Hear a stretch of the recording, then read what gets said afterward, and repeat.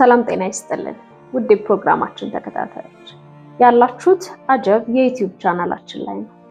ዛሬም እንደተለመደው በሌላ በአዲስና ለየት ባለ ፕሮግራም ወደ እናንተ መጥተናል። በዛሬው ዝግጅታችን በህዋ ሳይንስ ታሪክ ጨረቃን በመርገጥ የመጀመሪያው ሰው ሆኖ በታሪክ ስለተመዘገበው ኒል አርምስትሮንግ አስደናቂ ህይወት እናስቃኛችኋለን። እስከ ፕሮግራማችን ፍጻሜ ድረስ አብራችሁን ሁኑ።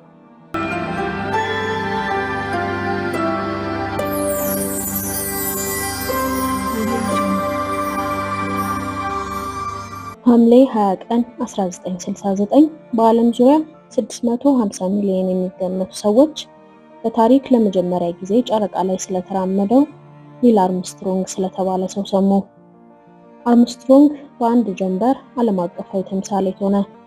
ነገር ግን ከጠፈር ልብስ ጀርባ ያለው ሰው በትንሿ ሴት ልጁ ሞት ምክንያት ከባድ ስቃይ እንደያዙ የሚያውቁት ጥቂቶች ብቻ ናቸው። ይህም አርምስትሮንግ ከመሞቱ ከረጅም ጊዜ በፊት በሰማይ ላይ መንሸራሸር እንዲጀምር ምክንያት ሆነው። ይህ ታሪክ አንድ ሰው ሞትን ከአንድ ጊዜ በላይ ያጭበረበረበትን አሳዛኝ ሁኔታ እንዴት እንደተጀመረ የሚያሳይ ነው። ኒል አርምስትሮንግ በኦሃዮ ትንሽ ልጅ እያለ ጀምሮ አውሮፕላን ይወድ ስለነበር የአውሮፕላን ዲዛይነር መሆን ምኞቱ ነበር። ህልሙን የሚያሳካበትን እድል እንዲያገኝ በሩን የከፈተው የአሜሪካ ባህር ኃይል የሰጠው ስኮላርሺፕ ነበር። የአሜሪካ ባህር ኃይል በፑርዱ ዩኒቨርሲቲ የበረራ ምህንድስና ዲግሪውን እንዲማር ሙሉ ወጪውን ለመሸፈንና በለውጡ ኒል ለ3 ዓመታት ወታደራዊ አገልግሎት እንዲሰጥ ተስማሙ። እንደ አንድ የልምምዱ አካል በአውሮፕላን ተሸካሚዎች ላይ የጦር አውሮፕላኖችን ማሳረፍን ተምሯል። ይህም የአብራሪውን ክህሎት የሚጠይቅ እጅግ ፈታኝ ኃላፊነት ነበር። መጀመሪያ ላይ እንደ አብራሪ ጎልቶ አልታየም። ከአስተማሪዎቹ አንዱ በፕሮግራሙ ቢቀጥል ጥሩ አብራሪ መሆን እንደሚችል ሲጠቁሙ አንድ ቀን በጨረቃ ላይ እንደሚራመድ የሚገምቱት ሰው ግን አልነበረም። በእርግጥ እጅግ ጎበዝና የተረጋጋ ሰው ነበር። ይህ ባህሪውም በኮሪያ ጦርነት ወቅት ህይወቱን ሊያተርፍለት ችሏል።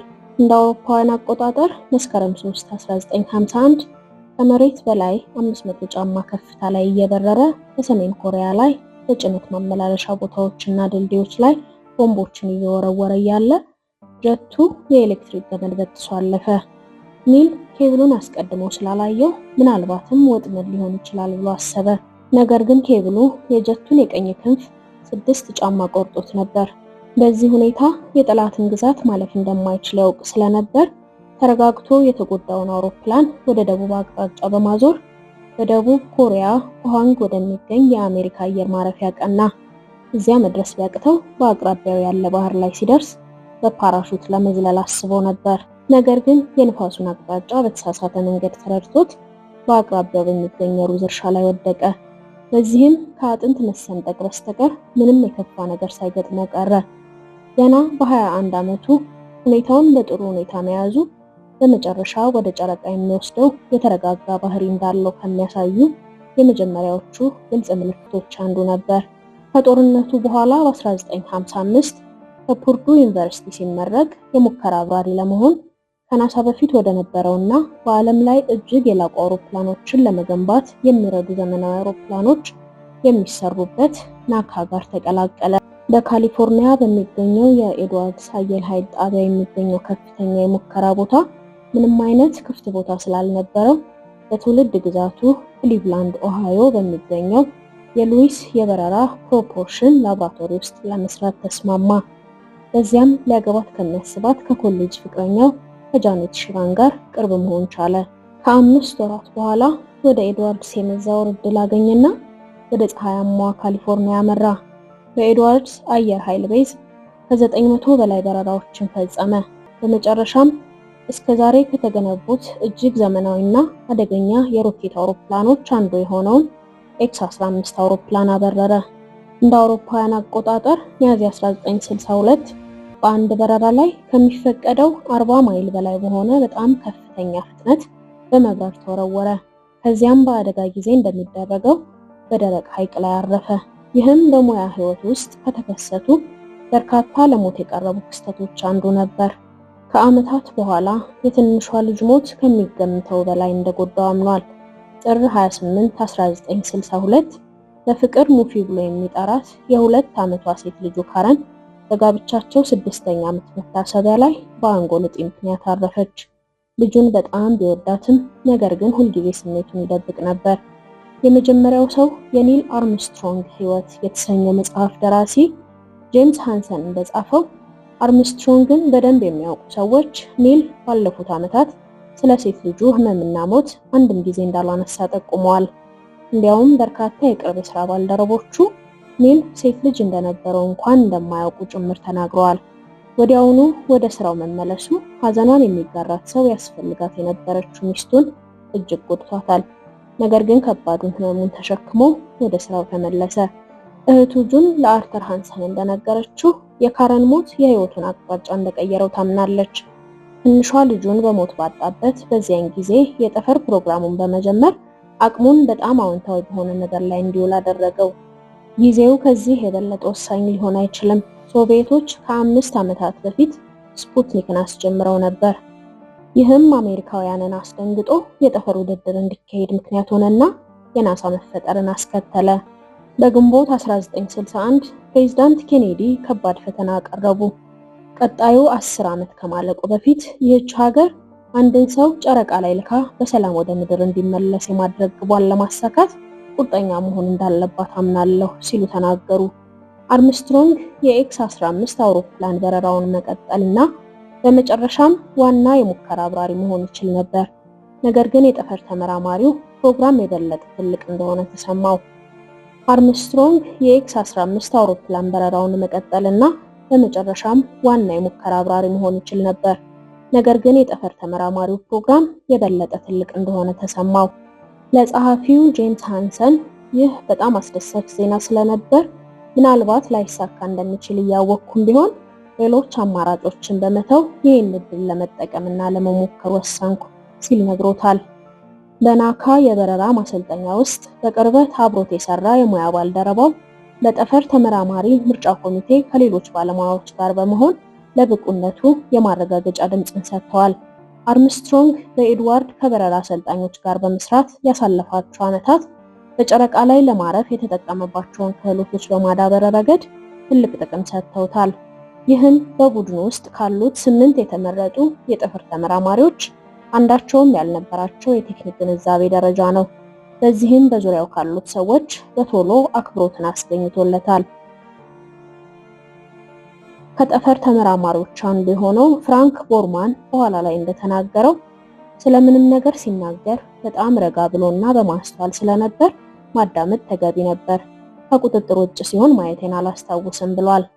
በጫና ወቅት የነበረው መረጋጋት ከአፖሎ ተልዕኮ በፊት በነበረው በጄሚናይ ዘመን ከፍተኛ ፈተና ላይ ወድቆ ነበር። በዚህ ተልዕኮ በፍጥነት ከሚወረወር ጥይት 10 እጥፍ በሆነ ፍጥነት በሰዓት 17000 ማይል ወይም 27000 ኪሎ ሜትር ሲጓዝ ነበር። ከዚያም ያለምንም ማስጠንቀቂያ የጠፈር መንኮራኩሩ ከቁጥጥር ውጭ መሽከርከር ጀመረ። መጀመሪያ ላይ ችግሩ ያለው አጌናው ላይ እንደሆነ ተጠራጥረው ስለነበር አርምስትሮንግ ለመቀልበስ ወሰነ። ነገር ግን መሽከርከሩ እየተባባሰ ሲሄድ ችግሩ ከአጌናው ሳይሆን ከጄሚኒው መሆኑን አረጋገጠ። ጄሚኒው ላይ ያለው አጭር ፑሽተር ለመዘጋት በማስቸገሩ ካፕሱሉ በሰከንድ ከአንድ ዙር በላይ በሆነ ፍጥነት እንዲሽከረከር አደረገ። አርምስትሮንግ ሁኔታው ከቁጥጥር ውጭ ሊሆን ይችላል ብሎ ስለፈራ ወደ ምድር ለመመለስ ጉዞ ላይ በሚሆኑበት ወቅት በተልዕኮ መጨረሻ ላይ ብቻ ጥቅም ላይ እንዲያውሉ የሚፈቀድላቸውን የመልሶ የምህዋር መቆጣጠሪያ ግፊት ተጫነው። አደገኛ እርምጃ ነበር፣ ግን ሰራ። እናም መሽከርከሩ አቆመ። ጄሚኒው ከተረጋጋ በኋላ በፓሲፊክ ውቅያኖስ ኢመርጀንሲ ላንዲንግ አደረጉ። የአርምስትሮንግ ፈጣን አስተሳሰብ ሕይወታቸውን አዳነ። ነገር ግን ሶስቱ የሥራ ባልደረቦቹ ጉስ ግሪሶም፣ ኤድ ዋይት እና ሮጀር ቻፊ ብዙም እድለኞች አልነበሩም። ጥር 27 ቀን 1967 ለአፖሎ 1 በተደረገ መደበኛ የቅድመ ማስጀመሪያ ሙከራ ወቅት የማስነሻ ሰሌዳው ላይ ያለ ትዕዛዝ መስጫ ሞጁል ውስጥ እሳት ተነሳ። የጠፈር ተመራማሪዎቹ በሩን ለመክፈት የሚችሉትን ሁሉ ቢሞክሩም ነገር ግን ከሙቀቱ ለማምለጥ ምንም እድል አልነበራቸውም። እናም 100% በታሸገው የኦክሲጅን ክፍል ውስጥ ያለው ግፊት በጣም ኃይለኛ ከመሆኑ የተነሳ የትዕዛዝ መስጫው ክፍል ፈነዳ። በሰከንዶች ውስጥ የጠፈር መንኮራኩሩ በእሳት ተያያዘ። የፍንዳታው መንስኤ የሆነው በአቅራቢያው ተቀጣጣይ ቁሳቁሶችን የሚያቀጣጥል የተበላሸ የኤሌክትሪክ ሽቦ ነበር። አርምስትሮንግ እና ሌሎች በርካታ የጠፈር ተመራማሪዎች በዲሲ የውጭው የጠፈር ስምምነት ሲፈረም በመከታተል ላይ ሳሉ የአደጋውን ዜና ሲሰሙ በጣም ደንግጠውና አዝነው ነበር። በዚያ ምሽት ችግሩ ምን እንደነበር ለመረዳት ስብሰባ ተቀመጡ። የአፖሎ ፕሮግራም መሐንዲሶች ከ1300 በላይ የዲዛይን ለውጦችን ካደረጉ በኋላ ቆሟል። በዚህም የከባቢ አየር ስርዓትን ለማስተካከል የትዕዛዝ ሞጁሉ በሚነሳበት ጊዜ ኦክሲጅን 100% እንዳይሆን ይልቁንም ደህንነቱ የተጠበቀ 60% ኦክሲጅን እና 40% ናይትሮጅን ድብልቅ ሲሆን የጠፈር መንኮራኩሩ ወደ ላይ ሲወጣ ናይትሮጅን እየፈሰሰ እንዲሄድ ተወስኗል። አርምስትሮንግ በጂሚኒ 8 ወቅትና በ1968 ደግሞ በመጨረሻው ሰከንድ ከጨረቃ ማረፊያ ጣቢያ ሲያስወጣት ሕይወቱን በማዳን ብቃቱን አረጋግጧል። ስለዚህ በጨረቃ ላይ ለማረፍ የመጀመሪያው ተልዕኮ በሆነው አፖሎ 11 ላይ አዛዥ ለመመደብ ጊዜው ሲደርስ አንዱ ተመራጭ እሱ ነበር። የአርምስትሮንግ እናት ቪዮላ አዛዥ ሆኖ መሾሙን ስትሰማ ከዓይኖቿ የእንባ ጎርፍ እንዴት እንዳፈሰሰች ገለጸች። በውስጤ ሁከት ነበር፣ በጭንቀት አለቀስኩ፣ ብዙም ሳይቆይ ለጸሎት ተንበረከኩ በማለት ገልጻለች። ማይክ ኮሊንስ የተባለው የሥራ አጋሩ ደግሞ እንደ ኮማንድ ሞጁል አብራሪ ተመርጧል። በጨረቃ ላይ አይራመድም፣ ነገር ግን በኮሎምቢያ ውስጥ በጨረቃ ምህዋር ውስጥ ይቆያል። ይህም አርምስትሮንግ እና አድሪልን ወደ ቤት እንደሚመለሱ ያረጋግጣል። አርምስትሮንግ ባዝ አልድሪን የተባለውን ሰው የጨረቃ ሞጁል አብራሪ ሆኖ ወደ ጨረቃ አብሮት እንዲሄድ መረጠ። አልድሪን ምንም እንኳን ሁልጊዜ አብሮ ለመስራት ቀላል ሰው ባይሆንም ብልህና እጅግ በጣም ጎበዝ ነበር። ጨረቃን ለመርገጥ የመጀመሪያው ሰው ለመሆን ጥረት አድርጓል። ይህም ዋነኛው የውጥረት ማዕከል ሆነ። የጠፈር ተመራማሪ ጂን ሴናርን አንድ ቀን በማኒድ ስፔስ ክራፍት ሴንተር ወደሚገኘው ቢሮዬ ግራፎችንና ስታቲስቲክሶችን እንደያዘ እሳት ጎርሶ መጣ። የጨረቃ አብራሪው ሞጁል እሱ እንጂ ኒል አርምስትሮንግ ከአፖሎ 11 ላይ በሰላሉን የሚወርደው የመጀመሪያው ሰው መሆን እንደሌለበት ተከራከረ። በሌላ በኩል አርምስትሮንግ በተልዕኮ ላይ ከማተኮር በቀር መልስ አልሰጠም በማለት የናሳ የበረራ ኦፕሬሽን ዳይሬክተር ክሪስ ክራፍት ለደራሲ ሃንሰን ምንም አይነት ኢጎ እንደሌለበት ተናግረዋል። በህይወትህ ዘመን ሁሉ በምድር ላይ በጣም ታዋቂው ሰው ትሆናለህ ብትለው ኖሮ በጨረቃ ላይ የመጀመሪያው ሰው መሆን አልፈልግም ብሎ ይመልስለት ነበር። ግን ናሳ ጨረቃን እንዲረግጥ የመረጠውም ለዚህ ነበር። በሱ ውስጥ ዝም ያለ ትህትና፣ ኢጎ ለመላው የሰው ልጅ የታሰበውን ጊዜ እንዲያሸንፍ የማይፈቅድ አይነት ሰው አዩ። ከጥር 1969 ጀምሮ የጠፈር መርከበኞቹ በቀን 14 ሰዓት በሳምንት 6 ቀናት ስልጠና ሲሰጡ አልድሪን በመሞከሪያዎቹ በመቆየት ከአደጋዎች መራቅን መረጠ። አርምስትሮንግ በጣም በመጥፎ ሁኔታዎች ተፈትኗል። እውነተኛው ስኬት ፈተናን በመሸሽ ሳይሆን ከውድቀታቸው እንዴት እንዳገገሙ በመረዳት ውስጥ መሆኑን ያምናል። ሐምሌ 16 1969 አፖሎ 11 ከኬኔዲ የጠፈር ማዕከል ኮምፕሌክስ 39 ተነስቶ በረጅም ሳተርን 5 ሮኬት ላይ ሲቀመጥ የአርምስትሮንግ የልብ ምት በደቂቃ 110 ደርሷል። ከኮሊንስ 99 እና ከአልድሪን 88 ጋር ሲነጻጸር በከፍተኛ ፍጥነት እየመታ ነበር። ነገር ግን ፍርሃት አልነበረም። ይልቁንም ሰውነቱ ወደፊት ለሚጠብቀው ነገር እየተዘጋጀ ስለነበር ትኩረቱ እዛ ላይ ነበር። ከተነሱ ከ12 ደቂቃዎች በኋላ የምድር ምህዋር ላይ ደረሱ። ኮሊንስ የኮሚሽኑን ሞጁል ኮሎምቢያን በማዞር የጨረቃ ሞጁሉ ኢግልን ተከትሎ ተተከለ። ከተጀመረ ከ4 ቀናት በኋላ ሐምሌ 20 ቀን አርምስትሮንግና አልድሪን ኮሊንስን በጨረቃ ምህዋር ውስጥ ትተው ወደ ኢግል ገቡ። በመትከያው ዋሻ ውስጥ የቀረው ግፊት የጨረቃ ሞጁሉ ትንሽ ያልታሰበ ግፊት ሰጠው። ይህም ኢግል የመጀመሪያውን የማረፊያ ቦታ እንዲስት አደረገው። አዲሱ መንገድ በድንጋይ በተበታተነ ጉድጓድ ውስጥ በአደገኛ ሁኔታ ቀረባቸው። አርምስትሮንግ በፍጥነት እርምጃ መውሰድ ነበረበት። የጨረቃ ሞጁሉን ከጉድጓዱ ውስጥ በማራቅ ጠፍጣፋ የማረፊያ ቦታ ፍለጋ በ500 ጫማ ርቀት ላይ ያደረገው። በ100 ጫማ አካባቢ አቧራ በመኖሩ ምክንያት የማየት ችሎታው ተስተጓጉሏል። የማስጠንቀቂያ መብራት በራ። ይህም 5% ነዳጅ ብቻ እንደቀረው ያሳያል። ሚሽን ኮንትሮል ቆጠራውን ጀመረ። ቦርድ ከመጥራቱ በፊት ለማረፍ የቀረው 30 ሰከንድ የሚያስኬድ ነዳጅ ብቻ ነበር። ነገር ግን አርምስትሮንግ በደመነፍስና ለዓመታት ባካበተው ልምድ በመመራት ጸንቶ ቆመ። ኋላም አርምስትሮንግ እና አልድሪን የአሜሪካን ባንዲራ አንድ ላይ ተከሉ። በጨረቃ ላይ የተነሱት ሁሉም ማለት ይቻላል ታዋቂ ፎቶዎች የቡዝ አልድሪን ፎቶግራፍ ሲሆኑ በኒል አርምስትሮንግ የተነሱ ናቸው። በሌላ በኩል ግን አልድሪን የአርምስትሮንግን ፎቶ አላነሳም። አርምስትሮንግ በጨረቃ ላይ ሙሉ ሰውነቱ የሚታይበት አንድ ምስል ብቻ ነው ያለው። ከዚያም በኋላ ጀርባው ወደ ካሜራው ነው። ሌላኛው የሱ ምስል የአልድሪን የራስ ቁር ሽፋን ነጸብራቅ ነው። አልድሪን በኋላ ላይ በዚህ በጣም እንደተበሳጨ አምኗል። ነገር ግን በሁኔታው ግዙፍነት ፈርቼ ነበር። ያንን ለማድረግ ራሴን መቆጣጠር ነበረብኝ። በስልጠና ወቅት ስላልተለማመዱት አርምስትሮንግን ፎቶ ማንሳት የሚለው ሐሳብ ፈጽሞ እንዳልመጣለት ገለጸ።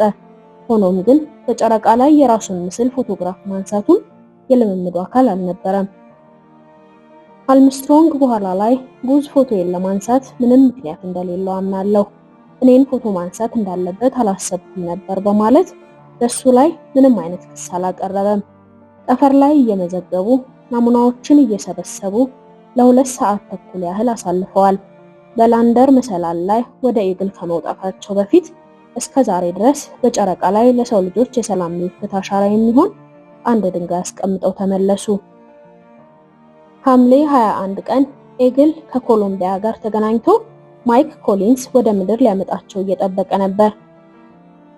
ከ4 ቀናት በኋላ አፖሎ 11 በፓሲፊክ ውቅያኖስ አቅራቢያ የአሜሪካ የጥንካሬና የድፍረት ምልክት ተብለው የጀግና አቀባበል ተደረገላቸው። አርምስትሮንግ በህዝብ ፊት መታየት ከባድ ሆኖበት ነበር። ለህዝብ ትኩረት ፍላጎት አልነበረውምና ለስልጣን ለመወዳደር የቀረቡለትን ግብዣዎች በተደጋጋሚ ውድቅ አድርጓል። ፊርማዎቹ እየተቀዱ እንደሆነ ካወቀም በኋላ በአውቶግራፎች ላይ መፈረም አቆመ። የሚገርመው የፀጉር አስተካካዩ የፀጉሩን ቁራጮች በ$3000 መሸጡን ሲሰማ እጅግ በጣም ተናዶ ነበር። በ1970 ከደቡብ ካሊፎርኒያ ዩኒቨርሲቲ በኤሮስፔስ ኢንጂነሪንግ የማስተርስ ዲግሪውን አግኝቶ በሲንሲናቲ ዩኒቨርሲቲ የኤሮስፔስ ኢንጂነሪንግ ፕሮፌሰር ሆነ። እስከ 70ዎቹ የዕድሜው መጀመሪያ ድረስ በግል አውሮፕላኖችን ማብረሩን ቢገፋበትም የግል ህይወቱ ግን የበለጠ አስጨናቂ ሆነ። ለዓመታት በብስጭት ከቆየ በኋላ ጃኔት ትታው ሄደች። ጓደኛው ሃሪ ኮምሰን እስከዛሬ ካየኋቸው ሁሉ እጅግ በጣም ከባድ በሆነው የመንፈስ ጭንቀት ውስጥ ነበር በማለት ለደራሲ ሃንሰን ገልጾለታል። በጣም አስፈሪ ነበር።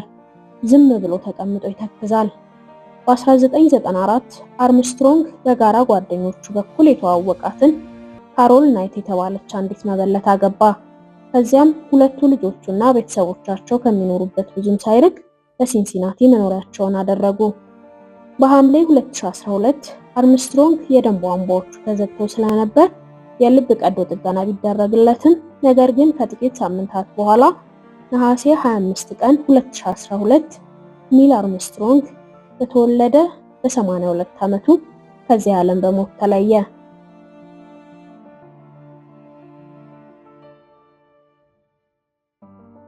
ውድ ተመልካቾቻችን ለዛሬ ወደ እናንተ ለማድረስ ያዘጋጀንላችሁ ፕሮግራም የተከታተላችሁትን ይመስል ነበር። ዝግጅታችንን ከወደዳችሁት ላይክ እና ሼር ማድረግ አትርሱ። ሁልጊዜ እንደዚህ አይነት ለየት ያሉ ፕሮግራሞችን እያዘጋጀን ወደ እናንተ ስለምናደርስ ቻናላችንን ሰብስክራይብ በማድረግ ቤተሰባችንን ይቀላቀሉ። በቀጣይ በሌላ ፕሮግራም ተመልሰን እንገናኛለን። እስከዚያው መልካም ጊዜ